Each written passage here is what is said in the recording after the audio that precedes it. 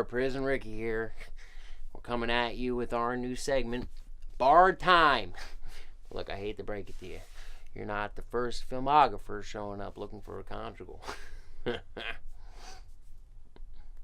7 volunteers going undercover to expose what really happens behind bars, all for the new A&E show 60 Days In. You know, look, the program claims that the show is part of a civilian audit, but let's be honest here. Those of us who've done time watch a lot of A&E. It's one of the few things that we could all, some basic level, agree on. And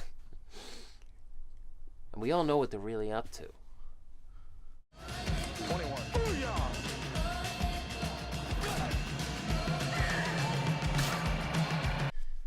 Racists, brawls, and the ever-lurking possibility of someone finding Jesus. From Shawshank Redemption to Oz, and now A&E. We've always mined drama from the worst of our societies, because who cares what happens to a prisoner, huh? It's like that scrawny white guy. He got broken in real good because he didn't want to share his pudding with Muddy Eddie. And it's okay to laugh because he deserved it. But in reality, almost half of people are locked up because of drug-related crimes. And that's not just because even marijuana can get you a record. It's also because drugs are much cheaper in prison. Okay? Look, I knew a guy who literally, he punched the officer who took his handcuffs off because smack, it hit like 14 Lucy's a fix last spring, This is the very definition of fraud, Guards, administrators, and policymakers, they all share the blame. So in 1995, we started locking up people for using drugs. 21 years later, we made the cheapest place to buy them in prison. Crime and misconduct at the hands of prison staff is on the rise too, increasing 90% in 10 years. Just last month, the FBI arrested 46 corrections officers in Georgia for smuggling contraband and drug trafficking. They have yet to enter pleas. And if you don't believe me, just check out all the coverage on A&E later this year. Now don't forget that they paid the prison, the institution tasked with carrying out criminal justice in America, a cool $60,000 to shoot the show.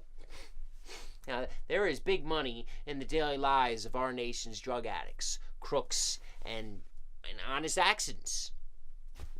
There is big money in the state penitentiary coliseums. I just don't show any of that to the inmates.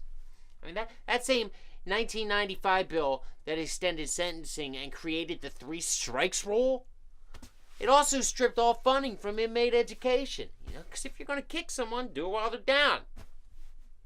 And just like that douchebag Muddy Eddie.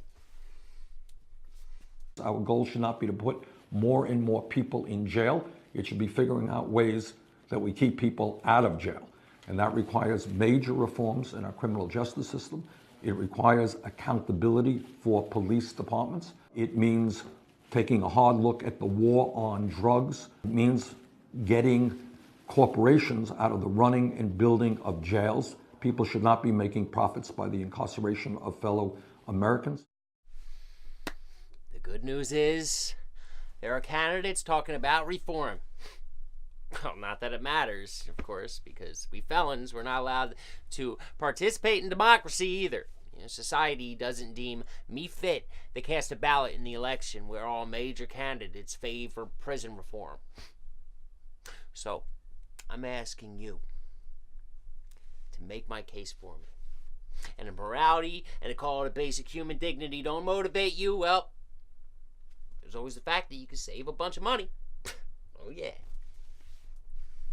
Every year, we spend $80 billion to keep folks incarcerated. $80 billion. Now, just to put that in perspective, for $80 billion, we could have universal preschool for every 3-year-old and 4-year-old in America. Thanks for tuning in to Barred Time. I'm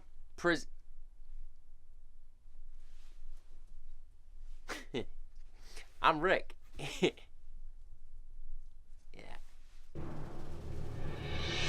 Merry Christmas, Rick. Ew! Ew! Hey, wait, Killing it, yo. I only get 5 for this?